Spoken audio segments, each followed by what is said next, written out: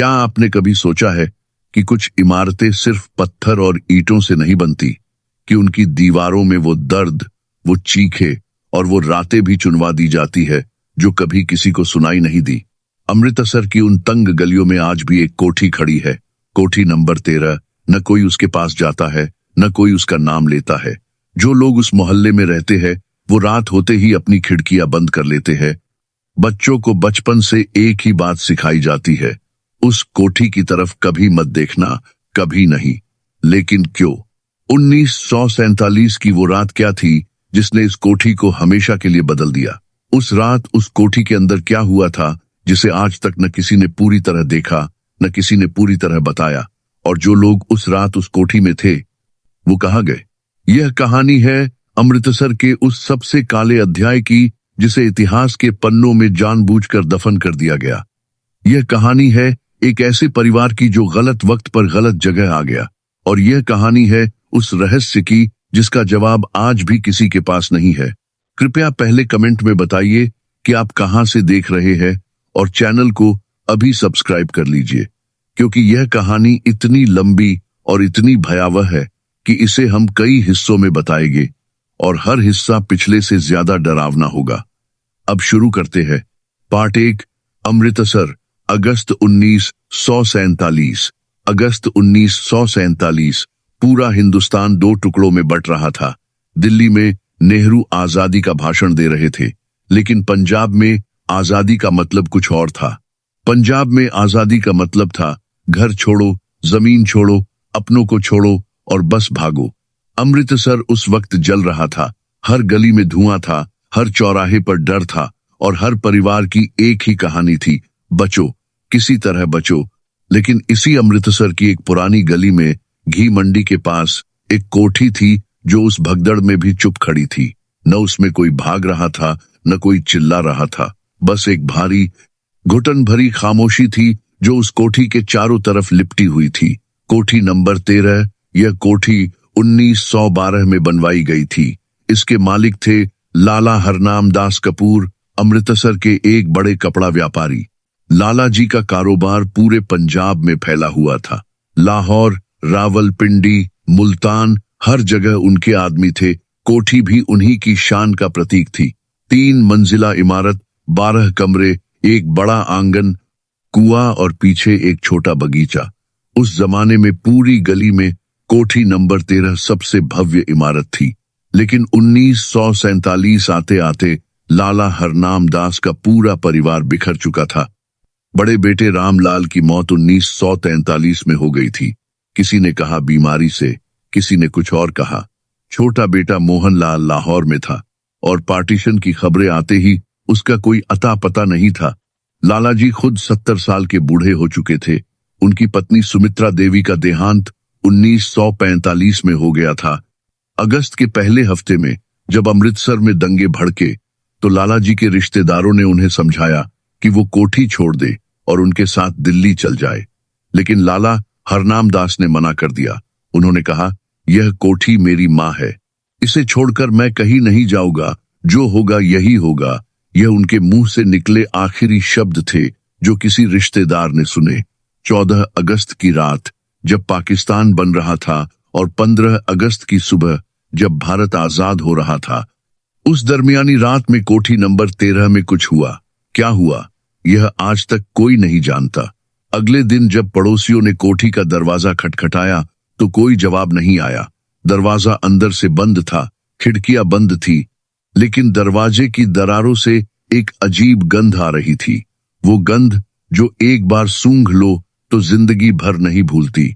पड़ोसियों ने दरवाजा तोड़ा। अंदर जो मिला उसने पूरी गली को हिला दिया। लाला हरनाम दास कहीं नहीं थे। कोठी में कोई नहीं था, न कोई इंसान, न कोई सामान। बस एक खाली कोठी थी जिसके हर कमरे में दीवारों पर एक ही चीज थी, हाथ के निशान, काले जले हुए से हाथों के निशान। हर दीवार पर, छत पर, फर्श पर और बीचों बीच आंगन में कुएं के पास एक पुरानी चारपाई पर एक चीज रखी थी, लाला जी की पगड़ी। बस कोठी नंबर 13 का रहस्य उस दिन से शुरू नहीं हुआ जब लाला हरनाम दास गायब हुए। असल में यह रहस्य बहुत पुराना था, लेकिन 1947 की उस रात के बाद यह रहस्य एक ऐसी चीज बन गया जिसे अमृतसर का हर इंसान जानता था, लेकिन कोई बात नहीं करता था। पार्टीशन के बाद अमृतसर बदल गया। लाखों हिंदू और सिख परिवार पाकिस्तान से आए और उन्हें रहने की जगह चाहिए थी।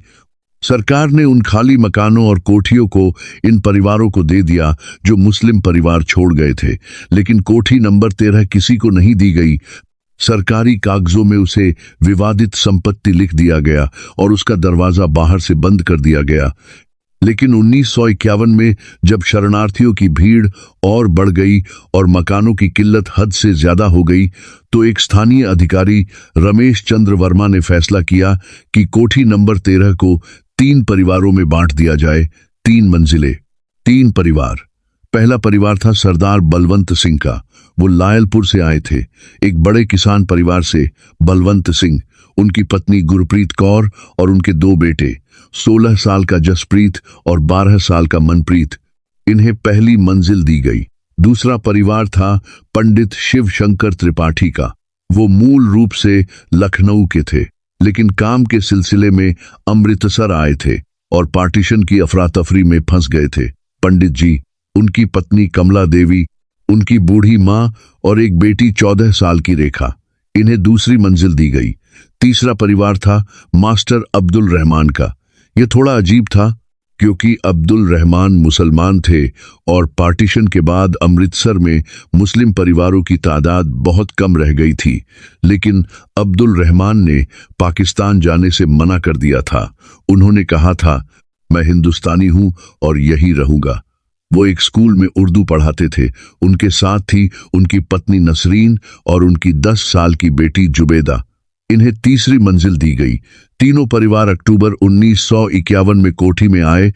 पहले हफ्ते में सब ठीक रहा। तीनों परिवारों ने मिलकर कोठी की सफाई की, रंगाई पुताई की। बलवंत सिंह ने आंगन में एक छोटा बगीचा लगाने की कोशिश की। बच्चे साथ खेलते, औरतें आंगन में बैठकर बात करती। ऊपर से देखने पर यह एक खुशहाल तस्वीर थी, लेकिन एक चीज थी जो सबने नोटिस की और किसी ने किसी से कही नहीं। वो कुआं। आंगन के बीच में जो कुआं था, वो कुआं जिसके पास लाला जी की पगड़ी मिली थी, उस कुएं से हर रात एक अजीब आवाज आती थी। यह आवाज पानी की आवाज नहीं थी, यह हवा की आवाज नहीं थी। यह एक धीमी, लगातार चलती हुई आवाज थी, जैसे कोई बहुत गहराई से सांस ले रहा हो, जैसे कुएं के अंदर कुछ जिंदा हो। पहले हफ्ते सबने सोचा कि शायद यह पुराने कुएं की आवाज है, पानी के अंदर हवा फंसी होगी। लेकिन दूसरे हफ्ते में जब 12 साल के मनप्रीत ने एक दिन दोपहर को कुएं के अंदर झांका, तो वो चीखता हुआ वापस आया। उसकी माँ गुरप्रीत कौर ने पूछा, क्या हुआ? मनप्रीत ने कांपते हुए कहा, अम्मा, कुएं में नीचे कोई है, कोई ऊपर देख रहा था। उसकी आंखें थी, बड़ी बड़ी आंखें। गुरप्रीत कौर ने बेटे को चुप कराया और सोचा बच्चे की कल्पना होगी। लेकिन उस रात जब वो खुद आंगन से गुजरी और अनजाने में कुएं की तरफ देखा, तो उन्होंने भी कुछ देखा। कुएं की गहराई में, उस अंधेरे में 2 बिंदु चमक रहे थे जैसे आंखें। गुरप्रीत कौर ने किसी को कुछ नहीं बताया, लेकिन उस रात से उन्होंने आंगन में जाना बंद कर दिया। कोठी नंबर 13 में रहते हुए तीनों परिवारों को अभी 1 महीना भी नहीं हुआ था। ऊपर से सब कुछ सामान्य लग रहा था। बच्चे स्कूल जाते, मर्द काम पर जाते, औरतें घर संभालती। लेकिन अंदर से बहुत धीरे धीरे कुछ टूट रहा था। एक ऐसी दरार जो पहले दिखती नहीं, लेकिन जब दिखती है तो सब कुछ बिखर चुका होता है। सबसे पहले बदला मनप्रीत, वही 12 साल का लड़का जिसने कुएं में आंखें देखी थी। कुएं वाली घटना के बाद से मनप्रीत चुप हो गया था। पहले वो दिन भर आंगन में खेलता, हंसता, शोर मचाता, लेकिन अब वो अपने कमरे में बंद रहता, खाना कम खाता। रात को उसकी नींद उड़ गई थी। गुरप्रीत कौर ने देखा कि उनका बेटा रात के 2-3 बजे खिड़की के पास बैठा बाहर देखता रहता है।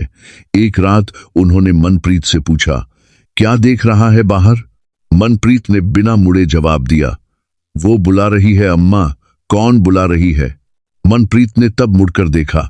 उसकी आंखें बिल्कुल खाली थी, जैसे किसी ने अंदर से सब कुछ निकाल लिया हो। उसने कहा, कुएं वाली। गुरप्रीत कौर ने उसे सीने से लगा लिया। उनके हाथ कांप रहे थे। उसी हफ्ते दूसरी मंजिल पर पंडित शिव शंकर के घर में एक और घटना हुई। पंडित जी की बूढ़ी माँ, जिन्हें सब अम्मा जी कहते थे, वो रात को उठकर चलने की आदत रखती थी। उनकी उम्र 75 साल थी और घुटनों में दर्द रहता था। इसलिए परिवार उन्हें रात को अकेले नहीं छोड़ता था। लेकिन उस रात किसी की आंख लग गई। सुबह जब कमला देवी उठी तो अम्मा जी का बिस्तर खाली था। पूरी कोठी में ढूंढा, अम्मा जी नहीं मिली। फिर किसी ने आंगन में देखा, अम्मा जी कुएं के पास खड़ी थी, अपने दोनों हाथ कुएं की मुंडेर पर रखे, आगे झुकी हुई नीचे देख रही थी और उनके होंठ हिल रहे थे जैसे किसी से बात कर रही हो। पंडित जी दौड़कर गए और उन्हें पकड़ लिया। अम्मा जी चौंक गई जैसे नींद से जागी हो। उन्होंने कहा, मुझे उसने बुलाया था, उसने कहा कि नीचे आओ, मैं तुम्हारा इंतजार कर रही हूं। पंडित जी ने पूछा, कौन थी वो? अम्मा जी ने एक पल रुककर कहा, छोटी बच्ची थी, सफेद कपड़ों में, बहुत प्यारी थी, लेकिन उसकी आंखें नहीं थी। आंखों की जगह बस अंधेरा था। पंडित जी ने यह बात किसी को नहीं बताई, लेकिन उस दिन से उन्होंने कुएं पर एक भारी पत्थर रखवा दिया। तीसरी मंजिल पर मास्टर अब्दुल रहमान को एक अलग तरह की परेशानी शुरू हुई। वो एक पढ़े लिखे इंसान थे, तार्किक सोच रखते थे। भूत प्रेत में उनका यकीन नहीं था, लेकिन पिछले कुछ दिनों से उन्हें रात को नींद में अजीब सपने आ रहे थे। एक ही सपना बार बार। सपने में वो एक अंधेरे कमरे में खड़े हैं। कमरे में कोई खिड़की नहीं, कोई दरवाजा नहीं, चारों तरफ दीवारें हैं जिन पर हाथों के काले निशान है, और उस कमरे के बीच में एक कुआं है। कुएं से एक आवाज आती है, एक औरत की आवाज। वो आवाज एक ही बात कहती है, बार बार, धीरे धीरे, ये घर मेरा है, यहां से जाओ। अब्दुल रहमान हर बार पसीने से भीगे हुए जागते। वो नसरीन को नहीं बताते, उन्हें डर था कि वो घबरा जाएगी। लेकिन एक सुबह नसरीन ने खुद उनसे कहा, क्या आपको भी वो सपना आता है? अब्दुल रहमान ने चौंक कर पूछा, कौन सा सपना? नसरीन ने धीरे से कहा, अंधेरे कमरे वाला, कुएं वाला, उस औरत की आवाज वाला। दोनों कुछ देर चुप रहे। फिर नसरीन ने कहा, जुबेदा को भी यही सपना आ रहा है पिछले 3 दिनों से। तीनों मंजिलों पर, तीनों परिवारों में एक ही सपना आ रहा था, लेकिन किसी ने किसी को नहीं बताया था। सब अपने अपने डर को अकेले पी रहे थे। यह कोठी उन्हें तोड़ रही थी, चुपचाप, धीरे धीरे, एक एक करके। और कुआं, वो कुआं जिस पर पत्थर रखा गया था, उस रात उस पत्थर के नीचे से एक आवाज आई, एक बच्ची की हंसी। पंडित शिव शंकर त्रिपाठी एक पढ़े लिखे इंसान थे। उन्होंने बनारस हिंदू विश्वविद्यालय से संस्कृत में डिग्री ली थी। वो अंधविश्वास में यकीन नहीं रखते थे, लेकिन जो पिछले कुछ दिनों में हो रहा था वो उनकी समझ से बाहर था। अम्मा जी वाली घटना के बाद से उनके मन में एक बात घर कर गई थी, इस कोठी का इतिहास जानना जरूरी है। उन्होंने फैसला किया कि वो अमृतसर के पुराने लोगों से मिलेंगे। कोई तो होगा जो इस कोठी के बारे में जानता होगा। घी मंडी के पास एक पुरानी हलवाई की दुकान थी, लाला रामचंद हलवाई। उनकी उम्र 70 के करीब थी और वो उस मोहल्ले में 50 साल से रह रहे थे। पंडित जी उनके पास गए। जैसे ही उन्होंने कोठी नंबर 13 का नाम लिया, लाला रामचंद का हाथ रुक गया। उन्होंने आसपास देखा, फिर धीरे से कहा, पंडित जी, आप उस कोठी में रहते हैं? पंडित जी ने हाँ कहा। लाला रामचंद ने एक लंबी सांस ली और बोले, भगवान आपकी रक्षा करे। फिर उन्होंने जो बताया वो पंडित जी के रोंगटे खड़े कर गया। लाला हरनाम दास से पहले उस कोठी में एक और परिवार रहता था। यह बात 1990 के आसपास की है। उस परिवार का मुखिया था दीवान प्रताप सिंह, एक अमीर जमींदार। दीवान साहब की एक बेटी थी, 8 साल की प्यारी बच्ची, जिसका नाम था निर्मला। एक दिन निर्मला आंगन में खेल रही थी। किसी ने देखा नहीं, किसी को पता नहीं चला, और वो बच्ची कुएं में गिर गई। जब तक लोग दौड़े, जब तक रस्सी डाली, जब तक कोई नीचे उतरा, बहुत देर हो चुकी थी। निर्मला को जब बाहर निकाला गया तो उसकी सांसें रुक चुकी थी। दीवान प्रताप सिंह टूट गए। उन्होंने कुएं को बंद करवा दिया, ऊपर से पत्थर रखवा दिए। लेकिन उस रात से कोठी में अजीब चीजें होने लगी। रात को बच्ची के रोने की आवाजें आती, आंगन में छोटे छोटे पैरों के निशान मिलते, और सबसे डरावनी बात, कुएं पर रखे पत्थर रात को हट जाते। दीवान परिवार ने 2 साल में कोठी छोड़ दी। उसके बाद जो भी परिवार उस कोठी में आया ज्यादा से ज्यादा 2-3 साल रहा और चला गया। कोई बीमार पड़ा, किसी का कारोबार डूबा, किसी के घर में मौत हुई। 1912 में लाला हरनाम दास ने कोठी खरीदी। उन्हें इस इतिहास के बारे में बताया गया था, लेकिन उन्होंने परवाह नहीं की। वो मानते थे कि यह सब पुरानी अफवाहें हैं। लेकिन लाला रामचंद ने एक और बात बताई, एक बात जो पंडित जी के दिल में उतर गई। उन्होंने कहा, पंडित जी, निर्मला की मौत एक हादसा नहीं था। पंडित जी ने चौंक कर पूछा, मतलब? लाला रामचंद ने आवाज और धीमी कर ली। उस वक्त के लोग कहते थे कि दीवान प्रताप सिंह ने वो कोठी बनवाते वक्त कुछ ऐसा किया था जो नहीं करना चाहिए था। नींव में कुछ दफन करवाया था किसी तांत्रिक की सलाह पर। कहते हैं कि ऐसा करने से घर में दौलत आती है, लेकिन उसकी कीमत चुकानी पड़ती है, और वो कीमत थी एक मासूम जान। पंडित जी का मुंह सूख गया। निर्मला की मौत हादसा नहीं था, लाला रामचंद ने कहा, वो कीमत थी, और जब वो कीमत अदा हो गई तो निर्मला की आत्मा उस कुएं में बंध गई, हमेशा के लिए। पंडित जी उठे और बिना कुछ कहे दुकान से बाहर निकल आए। उनके पैर कांप रहे थे। घर वापस आते हुए उनके दिमाग में एक ही बात घूम रही थी, वो बच्ची, वो 8 साल की निर्मला जो 60 साल से उस कुएं में बंद थी, जो हर रात बाहर आने की कोशिश करती थी, जो मनप्रीत को दिखी थी, जो अम्मा जी को बुलाने आई थी, और जो अभी भी वही थी। कोठी का दरवाजा खोलते वक्त पंडित जी ने आंगन में एक नजर डाली, कुएं पर रखा पत्थर। वो पत्थर जो उन्होंने खुद रखवाया था, वो एक तरफ सरका हुआ था, और कुएं की गहराई से एक मीठी धीमी आवाज आ रही थी, एक बच्ची की आवाज, पंडित चाचा नीचे आओ, मैं अकेली हूं। पंडित जी ने लाला रामचंद से जो सुना था वो उन्होंने किसी को नहीं बताया, न बलवंत सिंह को, न अब्दुल रहमान को।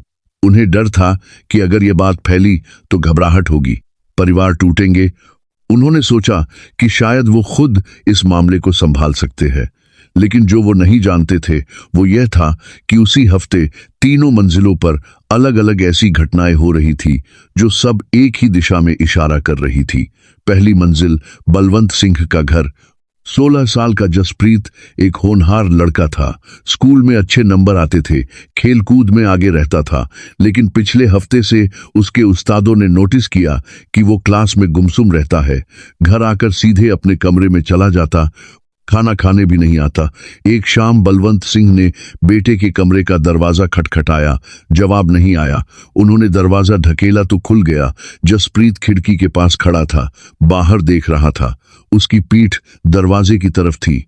बलवंत सिंह ने कहा, पुत्र खाना खाने चल। जसप्रीत ने मुड़कर नहीं देखा।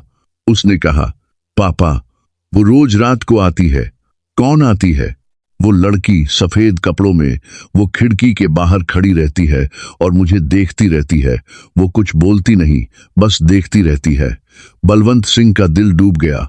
उनका कमरा पहली मंजिल पर था, खिड़की के बाहर सीधे आंगन था और आंगन में वो कुआं था। उन्होंने जसप्रीत को कंधों से पकड़ा और घुमाया। लड़के का चेहरा देखकर वो डर गए। उसकी आंखों के नीचे गहरे काले घेरे थे, गाल अंदर ढंसे हुए थे, जैसे एक हफ्ते में उसकी जिंदगी किसी ने चूस ली हो। उसी रात बलवंत सिंह ने जसप्रीत का बिस्तर उस कमरे से हटाकर दूसरे कमरे में लगा दिया।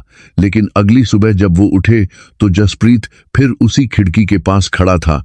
वो खुद उठकर वहां गया था, नींद में। दूसरी मंजिल पंडित जी का घर। पंडित जी की 14 साल की बेटी रेखा एक संवेदनशील लड़की थी। वो कविताएं लिखती थी, किताबें पढ़ती थी, लेकिन उस हफ्ते उसने जो किया वो किसी की समझ में नहीं आया। कमला देवी ने देखा कि रेखा दिन भर एक पुरानी कॉपी में कुछ लिखती रहती है। उन्होंने सोचा शायद पढ़ाई है, लेकिन एक दोपहर जब रेखा बाहर गई तो कमला देवी ने वो कॉपी उठाई, पहला पन्ना खोला। एक ही वाक्य बार बार लिखा हुआ था, पूरे पन्ने पर, ऊपर से नीचे तक, बाएं से दाएं तक, निर्मला यहाँ है, निर्मला यहाँ है, निर्मला यहाँ है। कमला देवी ने अगला पन्ना पलटा, वही वाक्य। उसके अगले पन्ने पर वही।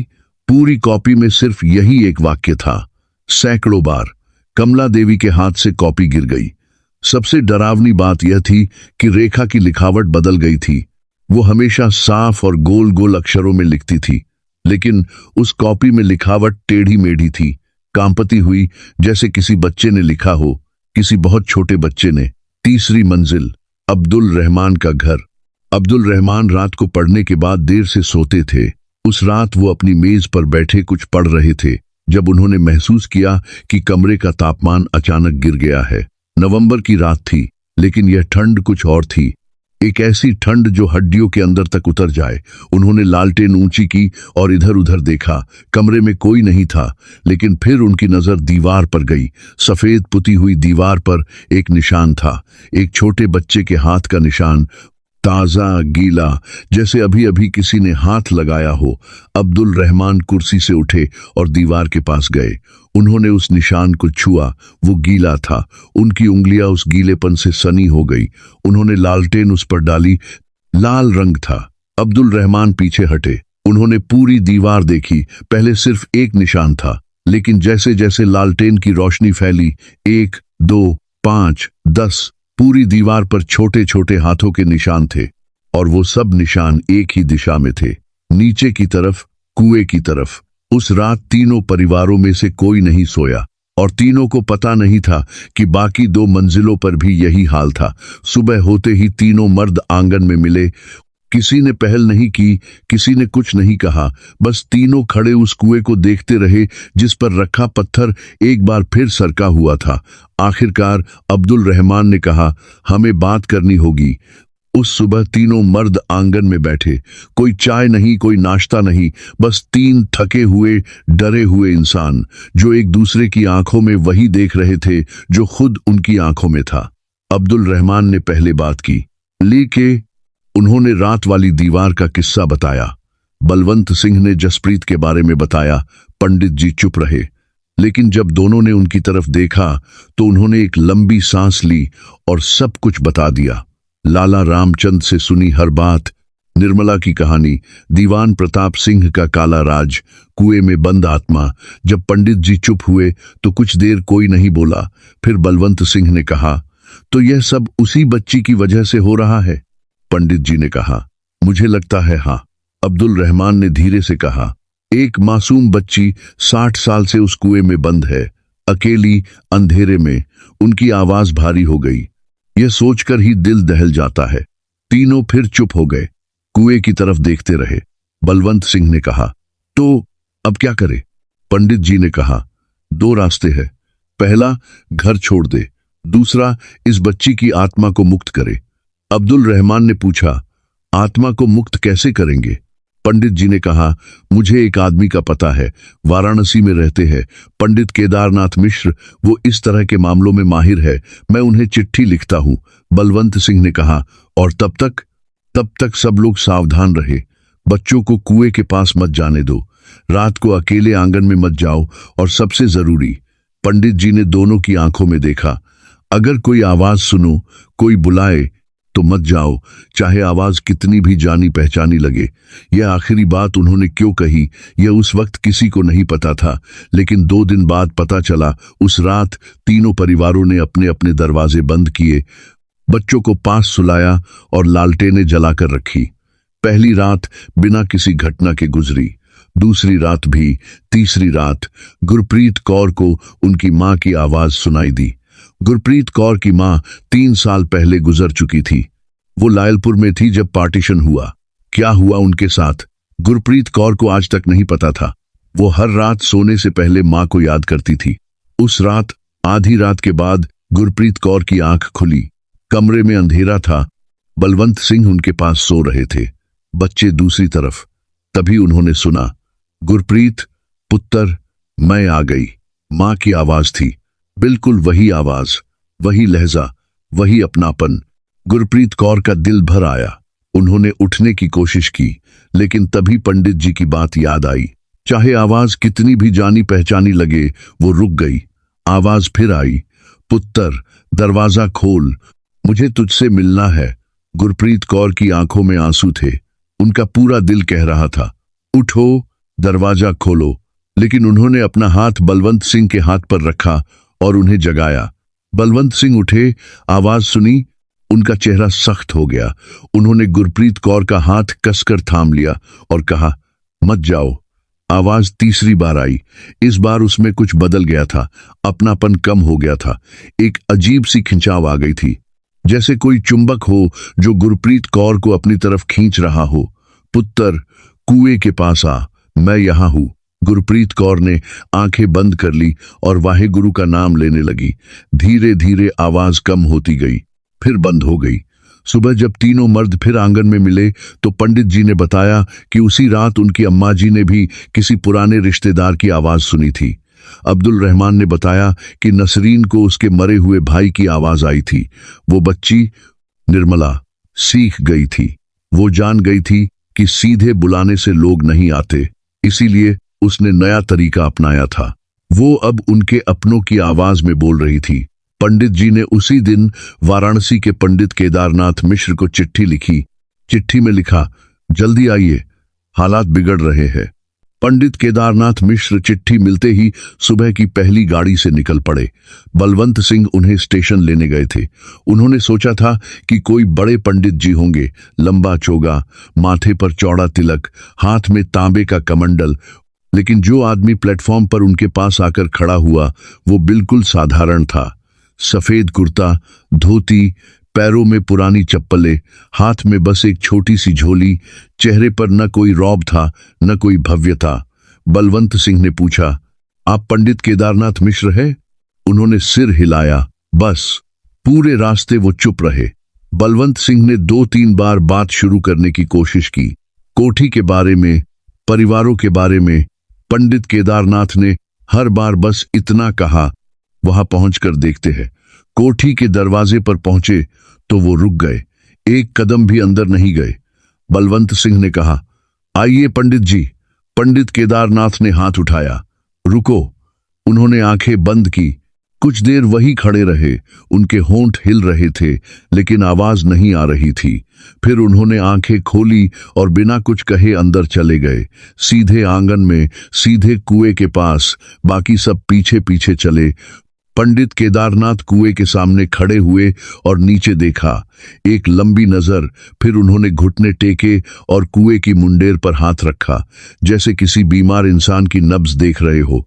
कुछ देर बाद उठे, मुड़े, तीनों परिवारों के चेहरे देखे, फिर बोले, बच्चे कहाँ है? गुरप्रीत कौर ने कहा, ऊपर है, उन्हें नीचे लाओ। यह सुनकर सब चौंक गए। पंडित शिवशंकर ने कहा, पंडित जी, बच्चों को यहाँ क्यों लाओ? उनकी आवाज में कोई सख्ती नहीं थी, लेकिन कुछ था जो टाला नहीं जा सकता था। जसप्रीत, मनप्रीत, रेखा, जुबेदा, चारों बच्चों को नीचे लाया गया। पंडित केदारनाथ ने एक एक करके सबके चेहरे देखे, आंखों में झांका, हाथ देखे, फिर बच्चों से बोले, जाओ, ऊपर जाओ, आज बाहर मत निकलना। बच्चे चले गए। पंडित केदारनाथ ने बड़ों की तरफ मुड़कर कहा, सबसे ज्यादा असर जसप्रीत पर है, उसके बाद जुबेदा पर। उन्होंने रुककर कहा, यह कल से ज्यादा बढ़ेगा। अब्दुल रहमान ने कहा, क्यों? क्योंकि कल अमावस है। पंडित शिवशंकर ने पूछा, तो क्या करना होगा? पंडित केदारनाथ आंगन में एक तरफ बैठ गए। उन्होंने झोली से एक पुरानी किताब निकाली। उसके पन्ने इतने पुराने थे कि लग रहा था छूने से टूट जाएंगे। उन्होंने एक पन्ना खोला, पढ़ा, फिर बंद कर दिया। बोले, इस कुएं में जो है वो सिर्फ एक भटकती आत्मा नहीं है, उसे यहाँ बांधा गया है, जानबूझकर किसी ने उसे यहाँ रोका है, निर्मला को। पंडित शिवशंकर ने कहा। पंडित केदारनाथ ने उनकी तरफ देखा, एक पल रुके, फिर बोले, निर्मला। उन्होंने यह नाम एक अजीब लहजे में लिया, जैसे इस नाम के पीछे कोई और बात छिपी हो जो वो अभी नहीं कहना चाहते। उसे मुक्त करना होगा, उन्होंने कहा, लेकिन यह आसान नहीं होगा। जो बंधन लगाया गया है वो बहुत पुराना है और बहुत गहरा। बलवंत सिंह ने पूछा, कितना खतरनाक होगा? पंडित केदारनाथ ने सीधा जवाब नहीं दिया। उन्होंने बस कहा, कल रात जो होगा उसमें एक बात याद रखना, चाहे कुछ भी सुनो, चाहे कुछ भी दिखो, कोई भी कुएं के पास नहीं जाएगा, कोई भी नहीं। और अगर अब्दुल रहमान ने शुरू किया, कोई भी नहीं। इस बार उनकी आवाज में वो सख्ती थी जो पहले नहीं थी। शाम को पंडित केदारनाथ ने पूरी कोठी का चक्कर लगाया, हर कमरे में गए, हर दरवाजे को छुआ। हर दीवार को। तीसरी मंजिल पर ज्यादा देर रहे। वापस आए तो उनका चेहरा पहले से ज्यादा गंभीर था। रात को खाने के बाद जब सब अपने अपने कमरों में जाने लगे तो पंडित केदारनाथ आंगन में ही बैठे रहे, अकेले कुएं के सामने। पंडित शिव शंकर ने पूछा, आप यही रहेंगे रात को? उन्होंने हाँ में सिर हिलाया। अकेले? उन्होंने ऊपर देखा, आसमान में चांद था, आखिरी रात का चांद। कल अमावस होगी। फिर बोले, वो अकेली 60 साल से है, एक रात मैं भी रह सकता हूं। पंडित शिव शंकर चले गए। आधी रात को गुरप्रीत कौर की आंख खुली। उन्हें पता नहीं क्यों, लेकिन उन्होंने खिड़की से आंगन में झांका। पंडित केदारनाथ अभी भी वही बैठे थे, लेकिन अब वो अकेले नहीं थे। उनके सामने कुएं के पास एक छोटी सी परछाई थी। दोनों आमने सामने बैठे थे, बात कर रहे थे। सुबह पंडित केदारनाथ आंगन से उठे तो उनके चेहरे पर थकान थी, आंखों के नीचे गहरे घेरे थे, लेकिन उनकी आंखों में कुछ और भी था। एक ऐसी बात जो रात भर जागने से नहीं आती, कुछ ऐसा जो उन्होंने रात को देखा या सुना था और जिसने उन्हें अंदर से हिला दिया था। तीनों परिवार नाश्ते पर जमा हुए, सबकी नजरें पंडित केदारनाथ पर थी। अब्दुल रहमान ने पूछा, रात को क्या हुआ? पंडित केदारनाथ ने चाय का एक घूंट लिया, कप रखा, बोले, उससे बात हुई।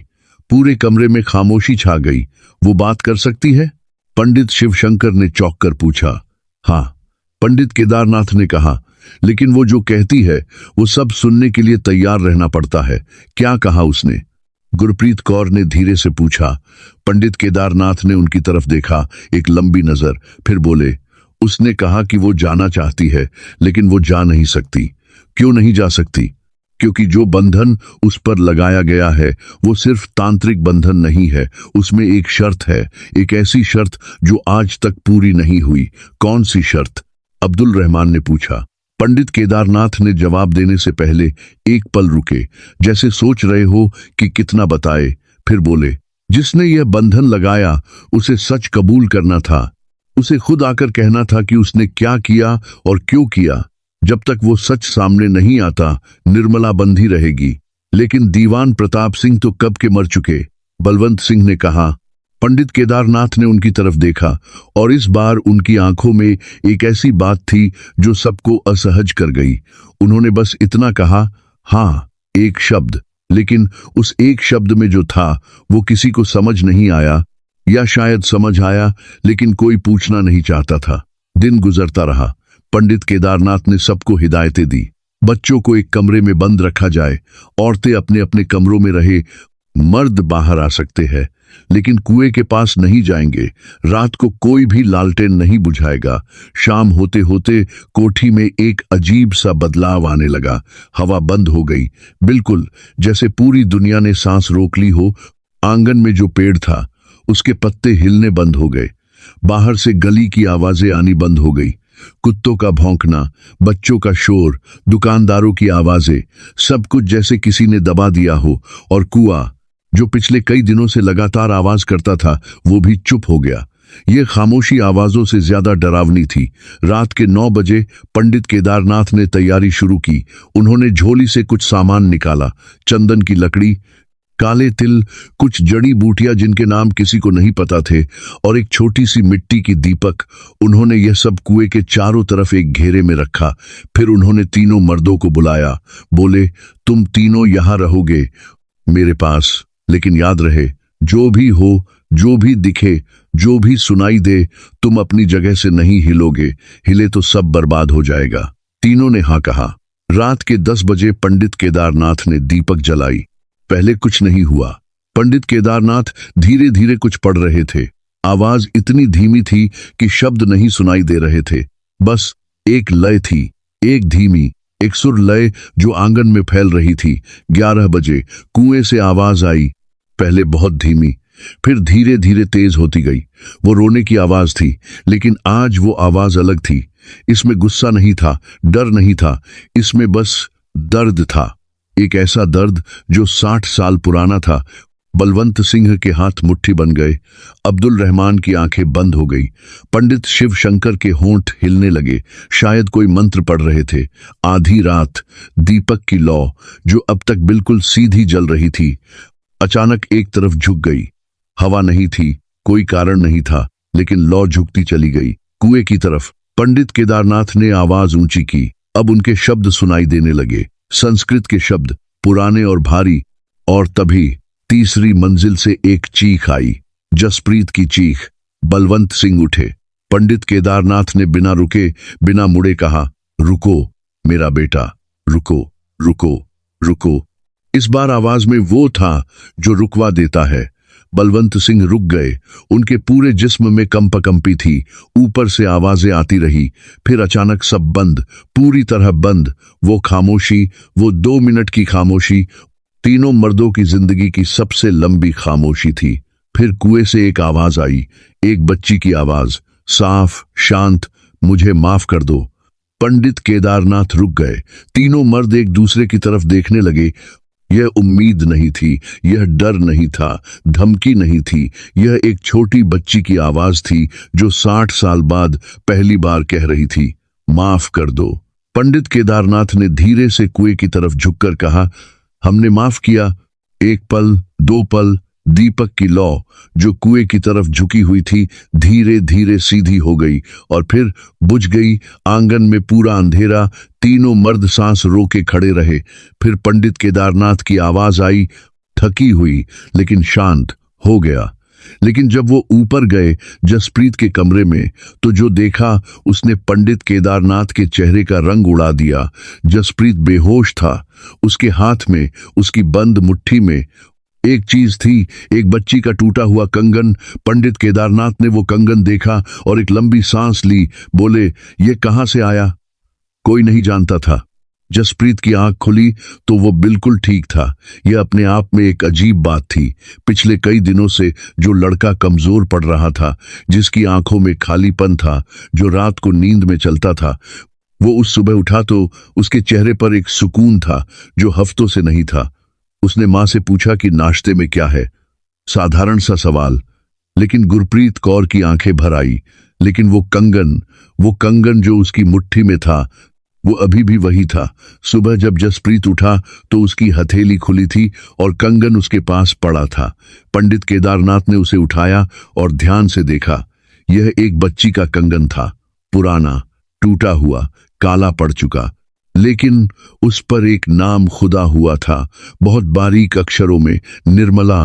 पंडित केदारनाथ ने वो कंगन अपनी झोली में रख लिया। किसी ने नहीं पूछा क्यों। उनके चेहरे पर जो भाव था, उसने सवाल रोक दिए।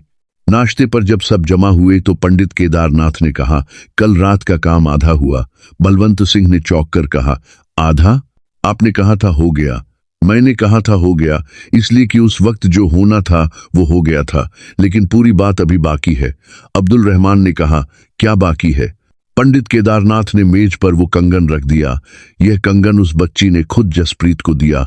यह एक संदेश है। कौन सा संदेश? कि अभी कुछ और है जो उसे रोक रहा है। पंडित केदारनाथ ने सबके चेहरे देखे। कल रात वो जाना चाहती थी लेकिन नहीं जा पाई। बंधन टूटा लेकिन पूरी तरह नहीं। पंडित शिवशंकर ने कहा, क्यों नहीं टूटा पूरी तरह? पंडित केदारनाथ उठे और खिड़की के पास गए। बाहर आंगन में कुआं दिख रहा था। उन्होंने कुछ देर उसे देखा, फिर बोले, जो बंधन लगाया गया था उसमें एक चीज दफन है, कुएं में नहीं, कोठी की नींव में। जब तक वो चीज वहां है, निर्मला पूरी तरह आजाद नहीं होगी। क्या चीज है? अब्दुल रहमान ने पूछा। पंडित केदारनाथ मुड़े, बोले, यही जानना है। उस दिन दोपहर को तीनों मर्दों ने फैसला किया कि वो तहखाने में उतरेंगे। कोठी का तहखाना अब तक बंद था। पहले दिन से ही उसका दरवाजा जाम था। किसी ने जोर से खोलने की कोशिश नहीं की थी, लेकिन अब जरूरत थी। तहखाने का दरवाजा रसोई के पास था। बलवंत सिंह ने कंधा मारा। दरवाजा हिला लेकिन खुला नहीं। दूसरी बार थोड़ा और हिला। तीसरी बार एक आवाज के साथ खुल गया। अंदर से एक बासी सीली हवा निकली, ठंडी और भारी। पंडित केदारनाथ ने लालटेन ली और पहले उतरे, बाकी 3 पीछे। तहखाना उम्मीद से बड़ा था। छत नीची थी, दीवारें पुरानी ईंटों की, फर्श कच्चा था। एक तरफ पुराने टूटे हुए बर्तन पड़े थे, दूसरी तरफ लकड़ी के टूटे संदूक। पंडित केदारनाथ धीरे धीरे आगे बढ़े, लालटेन हर कोने में डाली, फिर रुक गए। तहखाने के सबसे पिछले हिस्से में एक दीवार थी जो बाकी दीवारों से अलग थी। बाकी दीवारें पुरानी थी, पलस्तर उखड़ा हुआ था, लेकिन यह दीवार नई थी। ईंटें साफ थी, जोड़ ताजे थे। पंडित केदारनाथ ने हाथ से उसे छुआ। बोले, यहां। बलवंत सिंह ने कहा, दीवार तोड़नी होगी। पंडित केदारनाथ ने हाँ में सिर हिलाया। औजार लाए गए। तीनों मर्दों ने मिलकर दीवार तोड़नी शुरू की। ईंटें एक एक करके निकलने लगी। पंडित केदारनाथ पीछे खड़े देखते रहे। जब दीवार का आधा हिस्सा टूट गया तो लालटेन की रोशनी अंदर गई। पीछे एक छोटी सी जगह थी, एक गुप्त कोठरी, इतनी छोटी कि एक आदमी मुश्किल से खड़ा हो सके। उस कोठरी के बीच में फर्श पर एक चीज थी, एक पुरानी मिट्टी की हांडी ढकी हुई। उसके चारों तरफ काले धागे लिपटे थे और उस हांडी के ऊपर मिट्टी में उंगलियों से एक चेहरा बनाया गया था, एक बच्ची का चेहरा। अब्दुल रहमान ने धीरे से कहा, या अल्लाह। पंडित केदारनाथ आगे बढ़े। उन्होंने हांडी के पास घुटने टेके, ध्यान से देखा, फिर उठे और बोले, यही है, यही वो चीज है जो उसे बांधे हुए है। इसमें क्या है? पंडित शिव शंकर ने पूछा। वो नहीं बताऊंगा। पंडित केदारनाथ ने कहा, कुछ चीजें जाननी नहीं चाहिए। उन्होंने हांडी उठाई। उठाते ही पूरे तहखाने में एक आवाज गूंजी। दीवारों से, छत से, फर्श से, हर तरफ से एक बच्ची की आवाज, लेकिन इस बार रोने की नहीं, हंसने की। वो हंसी ऊपर चढ़ती गई, पूरी कोठी में फैल गई। तीनों मंजिलों पर औरतों और बच्चों ने सुनी। सब अपनी अपनी जगह सहम गए और फिर एक पल में बंद हो गई। पंडित केदारनाथ हांडी लेकर तहखाने से बाहर निकले। उनके चेहरे पर पसीना था। उन्होंने कहा, आज रात क्या होगा? आज रात? बलवंत सिंह ने पूछा। पंडित केदारनाथ ने हांडी को कसकर पकड़ा। आज रात यह सब खत्म होगा। रुके या फिर कुछ भी खत्म नहीं होगा। बाद में जब भी पंडित केदारनाथ मिश्र से कोई उस रात के बारे में पूछता, वो चुप हो जाते, मुस्कुराते नहीं, मना नहीं करते, बस चुप हो जाते। और जो इंसान उनकी आंखें देखता वो समझ जाता कि यह चुप्पी भूलने की नहीं है, यह चुप्पी उस चीज की है जो बताई नहीं जा सकती। शाम से ही कोठी में बदलाव आने लगा। वो खामोशी जो कल अमावस की रात थी, वो आज और गहरी थी। जैसे कल रात अधूरा काम हुआ था और अब उसका बोझ दोगुना हो गया था। आंगन में हवा बंद थी। आसमान में बादल थे, घने काले बादल जो चांद को भी ढक रहे थे। पंडित केदारनाथ ने शाम को सबको इकट्ठा किया। उन्होंने कहा, आज रात की तैयारी कल से अलग होगी। कल मैं अकेला था, आज तुम सबकी जरूरत होगी। बलवंत सिंह ने कहा, हम क्या करेंगे? बस एक काम, जो मैं कहूं वो करो, जो न कहूं वो मत करो। बीच में कोई सवाल नहीं, कोई हिचकिचाहट नहीं। अब्दुल रहमान ने पूछा, और बच्चे? बच्चों को आज दूसरी मंजिल के बीच वाले कमरे में बंद कर दो। दरवाजे पर बाहर से सिटकनी लगाओ, चाहे कुछ भी हो। दरवाजा मत खोलना जब तक मैं खुद आकर न कहूं। औरतों के चेहरे पर डर था। गुरप्रीत कौर ने कहा, अपने बच्चों को बंद कर दे? हाँ। पंडित केदारनाथ की आवाज में कोई लचक नहीं थी। यह उनकी सुरक्षा के लिए है। आज रात जो होगा उसमें बच्चों का होना खतरनाक है। बच्चों को समझाया गया। जसप्रीत और रेखा समझ गए। वो बड़े थे। मनप्रीत और जुबेदा रोए, लेकिन माओ ने उन्हें चुप कराया। कमरे में खाना, पानी, लालटेन सब रख दिया गया। दरवाजा बंद हुआ। रात के 8 बजे पंडित केदारनाथ ने आंगन में तैयारी शुरू की। कल से ज्यादा सामान था। उन्होंने कुएं के चारों तरफ एक बड़ा घेरा बनाया। चंदन की लकड़ी के टुकड़े, काले तिल, कुछ जड़ें जिनकी गंध तीखी और अजीब थी। बीच में वो मिट्टी की हांडी रखी। तीनों मर्दों को कुएं से दूर आंगन के एक कोने में बैठाया गया। तीनों औरतों को अपनी अपनी मंजिल पर रहने को कहा गया। रात के 10 बजे पंडित केदारनाथ ने दीपक जलाई। शुरुआत शांत थी। पंडित केदारनाथ कुएं के सामने बैठे धीरे धीरे पढ़ रहे थे। आवाज इतनी धीमी थी कि शब्द नहीं सुनाई दे रहे थे। तीनों मर्द चुपचाप बैठे थे। आसमान में बादल और घने हो गए थे। 11 बजे पहली बार कुछ हुआ। दीपक की लौ जो सीधी जल रही थी अचानक 3 हिस्सों में बंट गई। एक लौ 3 लौ बन गई। पंडित केदारनाथ ने देखा, रुके नहीं, पढ़ते रहे। फिर कुएं से आवाज आई, लेकिन यह आवाज कल से अलग थी। कल रोने की आवाज थी, आज कुछ और था। एक गहरी भारी आवाज जैसे कुएं की तलहटी से कोई बड़ी चीज ऊपर आ रही हो। बलवंत सिंह का हाथ अनजाने में उठा।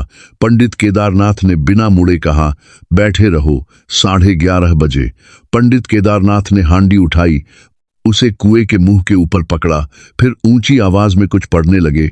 अब शब्द सुनाई दे रहे थे, लेकिन समझ नहीं आ रहे थे। संस्कृत के पुराने शब्द भारी और गूंजते हुए आंगन में हवा चलने लगी। अचानक बिना किसी वजह के इतनी तेज हवा कि दीपक की लौ लगभग बुझ गई, लेकिन बुझी नहीं, कांपती रही, टिकी रही। और तब तीसरी मंजिल की खिड़की खुली। सबने ऊपर देखा। खिड़की में कोई नहीं था, बस खुली हुई खिड़की थी। लेकिन उस खुली खिड़की के बाहर दीवार पर एक परछाई थी, एक छोटी सी परछाई, एक बच्ची की परछाई। वो परछाई नीचे उतर रही थी दीवार पर, बिना किसी सहारे के। वो परछाई धीरे धीरे नीचे आ रही थी। पहली मंजिल, फिर आंगन की दीवार, फिर आंगन में। पंडित केदारनाथ ने आवाज और ऊंची की। परछाई रुकी, फिर आगे बढ़ी कुएं की तरफ। पंडित केदारनाथ ने हांडी को दोनों हाथों से पकड़ा और एक आखिरी बार ऊंची आवाज में कुछ पढ़ा। फिर हांडी को कुएं में छोड़ दिया। नीचे गिरने की आवाज आई। 1 पल, 2 पल, 3 पल, और फिर वो आवाज जो किसी ने उम्मीद नहीं की थी। एक बच्ची की हंसी नहीं, रोना नहीं, एक सुकून भरी सांस, जैसे कोई बहुत देर से रुकी हुई सांस आखिरकार छूट गई हो, जैसे 60 साल का बोझ एक पल में उतर गया हो। परछाई जो आंगन में थी धीरे धीरे हल्की होने लगी। पहले धुंधली, फिर और धुंधली, फिर गायब। दीपक की 3 लौ एक हो गई। हवा बंद हो गई। आंगन में वो भारी खामोशी जो हफ्तों से थी वो भी गई। एक नई खामोशी आई, हल्की, साफ। पंडित केदारनाथ वहीं बैठ गए। उनके कंधे झुक गए, जैसे एक बहुत भारी चीज उठाने के बाद आखिरकार नीचे रख दी हो। तीनों मर्द उनके पास आए। अब्दुल रहमान ने धीरे से पूछा, हो गया? पंडित केदारनाथ ने सिर उठाया। आंखें थकी हुई थी, लेकिन उनमें वो भारीपन नहीं था जो पहले था। बोले, हाँ, लेकिन फिर रुके, कुएं की तरफ देखा, और उनके चेहरे पर एक ऐसा भाव आया जो किसी को समझ नहीं आया। उन्होंने धीरे से कहा, लेकिन एक बात है। तीनों मर्दों ने उनकी तरफ देखा। निर्मला गई। पंडित केदारनाथ ने कहा, लेकिन जाते जाते वो एक सवाल छोड़ गई, एक ऐसा सवाल जिसका जवाब मेरे पास नहीं है। कौन सा सवाल? पंडित शिव शंकर ने पूछा। पंडित केदारनाथ ने उनकी आंखों में देखा। उसने कहा कि वो अकेली नहीं थी। खामोशी मतलब? अब्दुल रहमान ने कहा। पंडित केदारनाथ ने कुएं की तरफ देखा, उस कुएं की तरफ जिसमें हांडी गिरी थी, जहां से परछाई निकली थी। बोले, निर्मला 60 साल से उस कुएं में थी, लेकिन उसने कहा कि उस कुएं में वो हमेशा से अकेली नहीं रही, कोई और भी था, कोई जो उससे पहले से वहां था। तीनों मर्द एक दूसरे की तरफ देखने लगे। पंडित केदारनाथ उठे, झोली उठाई, जाने के लिए मुड़े। बलवंत सिंह ने कहा, रुकिए, वो कोई और, वो अभी भी वहां है। पंडित केदारनाथ दरवाजे पर रुके, पीठ सबकी तरफ थी। उन्होंने कहा, निर्मला को मैंने मुक्त किया, और उसे एक लंबी चुप्पी, उसे मैं नहीं जानता। वो चले गए। तीनों मर्द आंगन में खड़े रह गए। दीपक की एक लौ जल रही थी। कुआं सामने था, और उस कुएं की गहराई से, बहुत धीरे से, बहुत गहराई से एक आवाज आई। एक आवाज जो निर्मला की नहीं थी। कोई शब्द नहीं था उसमें, कोई रोना नहीं, कोई हंसी नहीं, बस एक गहरी भारी सांस, जैसे कोई बहुत पुरानी चीज अभी अभी जागी हो, जैसे किसी ने सदियों से आंखें बंद रखी थी और अभी अभी खोली हो। तीनों मर्द जम गए। बलवंत सिंह ने दबी आवाज में कहा, पंडित जी को वापस बुलाओ। पंडित शिव शंकर दरवाजे की तरफ भागे, बाहर गए। गली में देखा, पंडित केदारनाथ जा चुके थे, अंधेरे में कहीं गायब हो गए थे। जैसे आए थे वैसे ही वापस आए। बोले, नहीं मिले। तीनों फिर आंगन में खड़े थे। दीपक की लौ अभी जल रही थी। कुआं सामने था, शांत, चुप। वो आवाज एक बार आई थी और फिर बंद हो गई थी। अब्दुल रहमान ने कहा, शायद हमने गलत सुना। बलवंत सिंह ने उनकी तरफ देखा, कुछ नहीं बोले। पंडित शिव शंकर ने कहा, चलो बच्चों को खोलते हैं। तीनों ऊपर गए। दूसरी मंजिल के बीच वाले कमरे का दरवाजा खोला। चारों बच्चे ठीक थे। जसप्रीत और रेखा जाग रहे थे, डरे हुए, लेकिन ठीक। मनप्रीत और जुबेदा सो गए थे। गुरप्रीत कौर ने बेटों को गले लगाया, कमला देवी ने रेखा को, नसरीन ने जुबेदा को उठाया और सीने से लगा लिया। उस रात कोई नहीं सोया, सब एक ही कमरे में जमा रहे। तीनों परिवार एक साथ।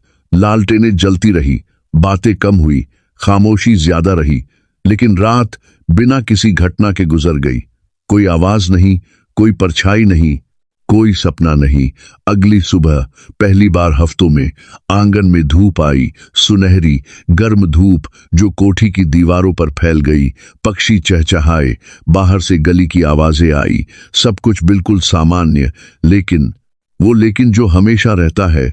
तीसरे दिन सुबह जब सब कुछ ठीक लग रहा था, जब तीनों परिवार धीरे धीरे सामान्य जिंदगी की तरफ लौट रहे थे, मनप्रीत ने कुछ कहा। वो आंगन में खेल रहा था, गुरप्रीत कौर रसोई में थी। अचानक मनप्रीत अंदर आया और बोला, अम्मा, कुएं में वो अभी भी है। गुरप्रीत कौर के हाथ रुक गए। कौन? वो जो निर्मला के साथ था। मनप्रीत ने बिल्कुल सामान्य लहजे में कहा, जैसे मौसम की बात कर रहा हो। निर्मला तो चली गई, लेकिन वो नहीं गया, वो अभी भी नीचे है। गुरप्रीत कौर ने घुटने टेके और बेटे के कंधे पकड़े। तुझे कैसे पता? मनप्रीत ने आंगन की तरफ इशारा किया। उसने बताया। गुरप्रीत कौर ने आंगन में देखा, कुआं था। सुबह की धूप उस पर पड़ रही थी, बिल्कुल शांत। उन्होंने बेटे को अपने पास खींचा। तू कुएं के पास गया था? मनप्रीत ने हाँ में सिर हिलाया। उसने क्या कहा? मनप्रीत ने एक पल सोचा, फिर बोला, उसने कहा निर्मला को जाने दिया, लेकिन मुझे कोई नहीं जानता, मुझे कोई नहीं पूछता। मैं यहां बहुत पहले से हूं। गुरप्रीत कौर उठी और तुरंत बलवंत सिंह को बुलाया। शाम को तीनों परिवार फिर जमा हुए। मनप्रीत ने सबको वही बात बताई। कमरे में एक भारी सन्नाटा छा गया। अब्दुल रहमान ने कहा, पंडित केदारनाथ को खबर करनी होगी। पंडित शिव शंकर ने कहा, उनका पता है, वाराणसी में चिट्ठी लिखता हूं। चिट्ठी लिखी गई, लेकिन जो जवाब आया वो किसी ने उम्मीद नहीं किया था। जवाब पंडित केदारनाथ का नहीं था, जवाब उनके शागिर्द का था। उसने लिखा था, पंडित केदारनाथ जी अमृतसर से लौटने के बाद से बीमार है, वो किसी से नहीं मिल रहे। उन्होंने कहा है कि उस कोठी के बारे में कोई बात नहीं करनी।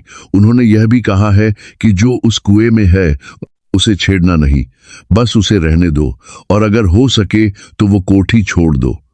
पंडित शिव शंकर ने चिट्ठी मेज पर रख दी। कमरे में खामोशी। बलवंत सिंह ने कहा, तो क्या करे? कोई जवाब नहीं। अगले कुछ दिन अजीब तरह से शांत रहे। कोई घटना नहीं, कोई आवाज नहीं, जैसे वो जो कुएं में था इंतजार कर रहा हो, जैसे वो समझ रहा हो कि अब क्या होगा। लेकिन एक बात थी जो सबने नोटिस की। मनप्रीत, वो लड़का जो पहले डरता था, जो कुएं से दूर भागता था, अब कभी कभी आंगन में चला जाता था। चुपचाप अकेले कुएं के पास खड़ा रहता था। कुछ देर खड़ा रहता और वापस आ जाता। एक दिन बलवंत सिंह ने पूछा, क्या करता है वहां? मनप्रीत ने कहा, बात करता हूं। किससे? मनप्रीत ने जवाब नहीं दिया, बस मुस्कुराया। वो मुस्कुराहट, उस 12 साल के लड़के की वो मुस्कुराहट बलवंत सिंह को रात भर सोने नहीं देती रही। उसी रात बलवंत सिंह ने गुरप्रीत कौर से कहा, हम जा रहे हैं। अगले हफ्ते तीनों परिवारों ने कोठी छोड़ दी। जाते वक्त पंडित शिव शंकर ने एक बार आंगन में देखा। कुआं वही था। सुबह की धूप उस पर पड़ रही थी, बिल्कुल शांत, बिल्कुल निर्दोष, जैसे कुछ हुआ ही नहीं। तीनों परिवार अलग अलग दिशाओं में चले गए। बलवंत सिंह अपने परिवार को लेकर जालंधर चले गए। पंडित शिव शंकर लखनऊ वापस गए। अब्दुल रहमान अमृतसर में ही रहे, लेकिन दूसरे मोहल्ले में किसी ने पीछे मुड़कर नहीं देखा। कम से कम शुरू में। कोठी फिर खाली हो गई। सरकारी कागजों में उसे विवादित संपत्ति लिख दिया गया। मोहल्ले के लोगों ने राहत की सांस ली। बच्चों को फिर से वही बात सिखाई गई जो पहले सिखाई जाती थी, उस कोठी की तरफ मत देखना। लेकिन कहानी यहां खत्म नहीं होती। 1967 जालंधर में बलवंत सिंह के घर एक शादी थी, जसप्रीत की शादी। जसप्रीत 32 साल का हो गया था। एक अच्छी नौकरी थी, एक अच्छी लड़की मिली थी। शादी की तैयारियां जोरों पर थी। शादी की रात जब सब खुशियों में डूबे थे, मनप्रीत अचानक गायब हो गया। वो 28 साल का था, शादी में था, खाना खा रहा था, हंस रहा था, और फिर कोई नहीं जानता कब वो नहीं था।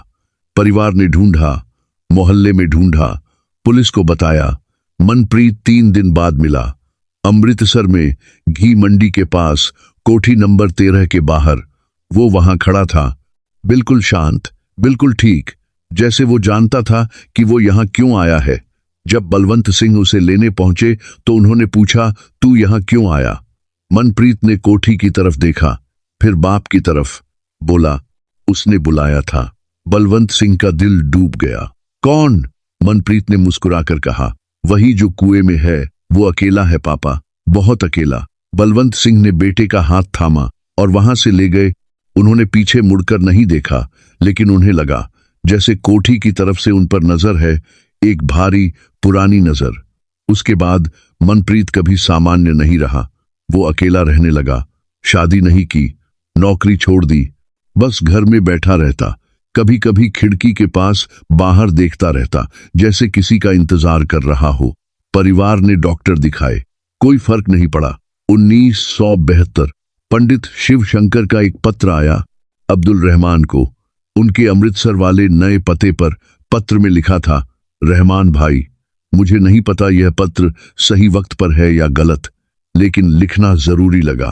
पिछले हफ्ते रेखा का बेटा, मेरा नाती, अजीब बातें करने लगा है। वो कहता है कि रात को उसके कमरे में एक बूढ़ा आदमी आता है, बहुत पुराने कपड़ों में। वो कुछ बोलता नहीं, बस बैठकर देखता रहता है। रेखा डरी हुई है। मैंने सोचा, शायद तुम कुछ जानते हो, शायद यह वही है, शायद यह उसी कोठी से जुड़ा है। अब्दुल रहमान ने पत्र पढ़ा, लंबी सांस ली, नसरीन को दिखाया। नसरीन ने पढ़ा, चुप रही, फिर बोली, जुबेदा के बारे में बताओगे उन्हें? अब्दुल रहमान ने उनकी तरफ देखा। जुबेदा, जो उस वक्त कोठी में थी, तब 10 साल की थी, अब 31 साल की थी। शादी हो गई थी, बच्चे थे, लेकिन पिछले कुछ महीनों से वो हर रात एक ही सपना देखती थी, एक अंधेरा कुआं, और कुएं की गहराई से कोई उसे देख रहा है। अब्दुल रहमान ने पत्र का जवाब नहीं लिखा। क्या लिखते? 1981 एक पत्रकार अमृतसर आया, नाम था करण मेहता। वो पंजाब की पुरानी हवेलियों पर एक किताब लिख रहा था। किसी ने उसे कोठी नंबर 13 के बारे में बताया। करण मेहता उस कोठी तक पहुंचा, बाहर से देखा, पुरानी जर्जर इमारत, दीवारें उखड़ रही थी, छत टूट रही थी, लेकिन वो खड़ी थी, सालों की बारिश, धूप, तूफान सब झेलकर। उसने मोहल्ले के लोगों से बात की, बुजुर्गों से पूछा, धीरे धीरे कहानी के टुकड़े जमा किए। निर्मला की कहानी, 3 परिवारों की कहानी, पंडित केदारनाथ की कहानी। लेकिन एक सवाल उसे हर बार मिला, हर बुजुर्ग से, हर उस इंसान से जो उस मोहल्ले में पुराने वक्त से था। निर्मला गई, लेकिन जो उसके साथ था वो कौन था? कोई नहीं जानता था। करण मेहता ने 6 महीने रिसर्च किया, पुरानी अखबार खंगाले, म्यूनिसिपल रिकॉर्ड देखे, लोगों से मिला। आखिर में उसे एक पुरानी फारसी पांडुलिपि मिली, एक बुजुर्ग मौलवी के पास जो अमृतसर के पुराने मुस्लिम मोहल्ले में रहते थे। उस पांडुलिपि में एक जगह का जिक्र था, घी मंडी के पास एक जगह जहां कोठी नंबर 13 बनी थी। वहां कोठी बनने से बहुत पहले, शायद 200 साल पहले, एक कुआं था। उस कुएं को उस वक्त के लोग पास नहीं जाते थे, क्योंकि उस कुएं में बहुत पुराने वक्त से कुछ था। पांडुलिपि में लिखा था कि यह कुछ किसी की आत्मा नहीं था, यह कुछ और था, कुछ जो आत्माओं से भी पुराना था, कुछ जो तब से था जब वहां कोई इंसान नहीं रहता था। करण मेहता ने यह पढ़ा, किताब लिखी, किताब छपी 1982 में, और फिर करण मेहता गायब हो गया, बिल्कुल वैसे ही जैसे लाला हरनाम दास गायब हुए थे, बिना किसी निशान के।